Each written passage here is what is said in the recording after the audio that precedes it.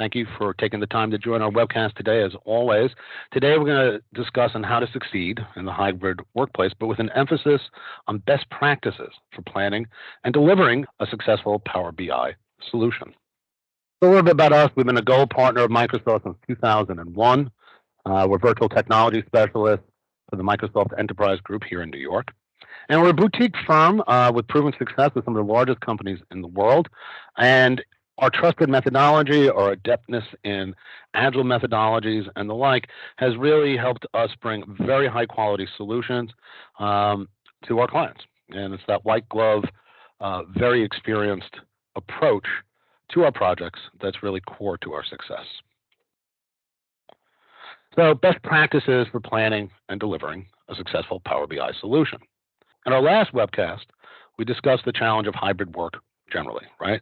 And focused on collaboration and how you can solve that challenge with Microsoft Teams. One of the great things about Power BI, just as a quick note, is that Power BI can be presented in Teams, in SharePoint on its own, summoned through Lewis, their AI technology. So with that, in today's webcast, we'll focus on Power BI and discuss the challenge from a digital transformation perspective on how to work toward a solution that delivers actual, insightful data to your end users, wherever they may be, in a way that's intuitive and scalable. Clearly, since the pandemic and the like, it's pretty evident that U.S. companies are planning to or have a permanent hybrid work model in place. So with that, how do you secure and store some deliverable actionable data that's in the cloud? Some of them may reside on premise. And how do you ensure that this solution is built in a way that will drive adoption? And adoption is success. Everything begins with planning. It's the definition of the use case, the scope, and the plan. And so when you're planning, there are a number of elements to really focus on, and not just how your reports are going to look. Right? So the way we approach this is to get an MVP, a minimally viable product, so that you can grow over phases.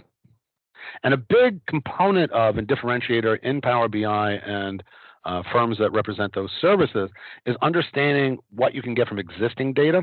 And moreover, the crucial part is to understand where that data is, what might be lacking, and what you need to bring in. So as we do with all our projects, we use Agile methodology. Planning is done in sprints, delivery is done in sprints. And so this way, it's not an endless series of meetings and months to see something up on the screen. It's steady incremental progress. So understanding the possible. So Power BI is the best value on the street. Tableau has been very popular over the years, but based upon the price of the platform and the number of different connectors that already exist in the marketplace, Power BI reduces this additive cost and complexity of having multiple solutions and analytics platforms that may or may not interoperate with the core of your enterprise, particularly around M365, again, SharePoint and Teams. So Power BI allows you to create and share interactive data, has a number of ways to export this data in a way that's friendly, and it supports live dashboards, and it puts the power of business intelligence into everybody's hands economically. And with this, you also have interoperability with Excel. And as I mentioned earlier, you can wire up AI. Lewis is the platform from Microsoft that will allow you to find answers fast and deliver that to your customers, which is going to drive that end user satisfaction.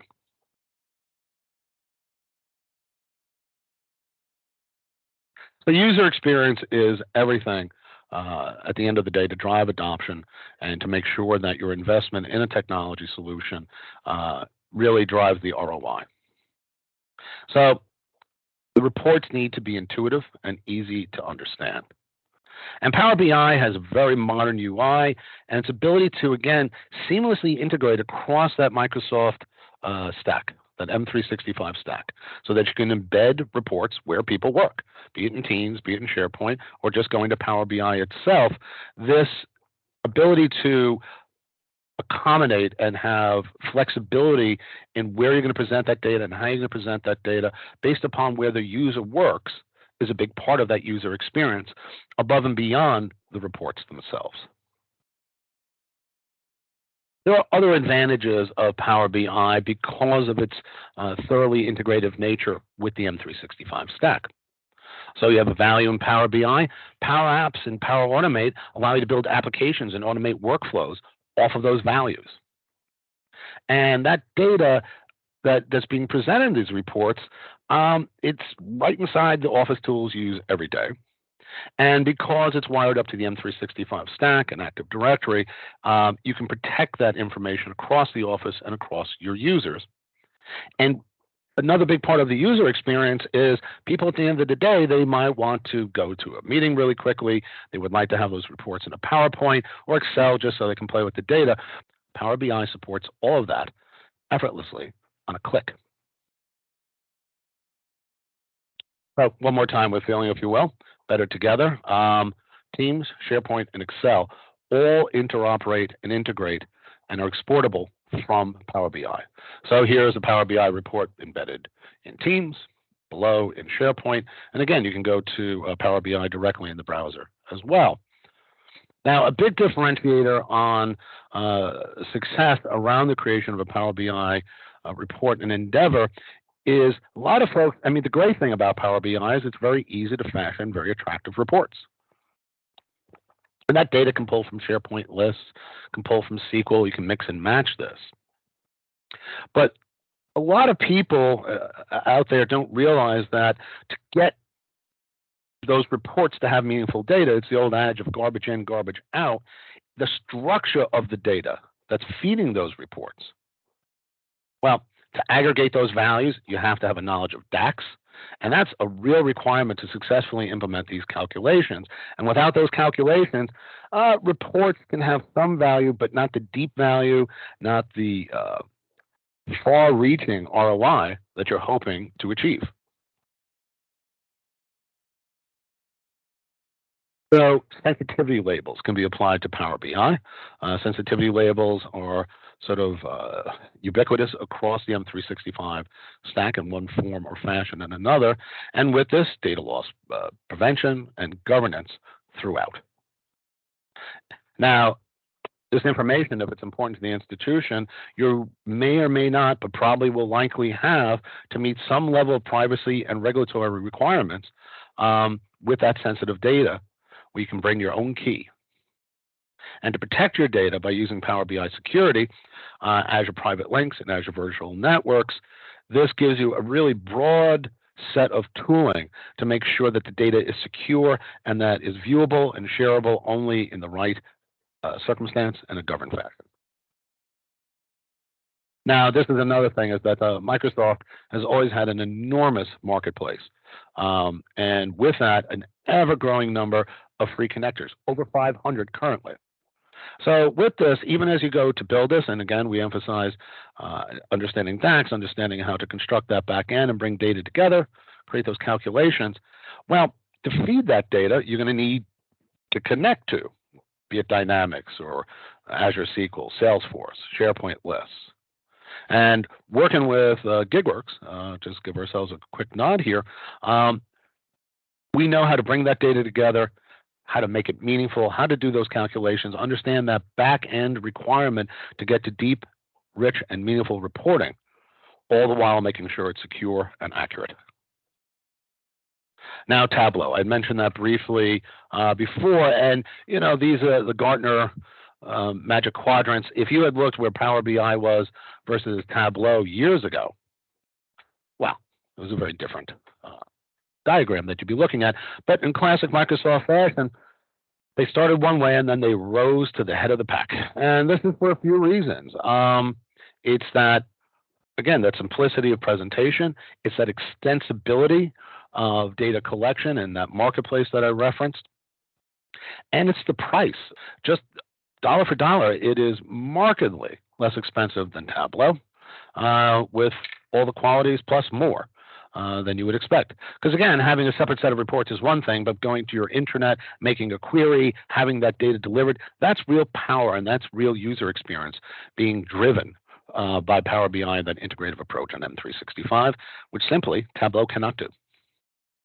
This is a standard slide and a standard message from us But the notion of Agile, right?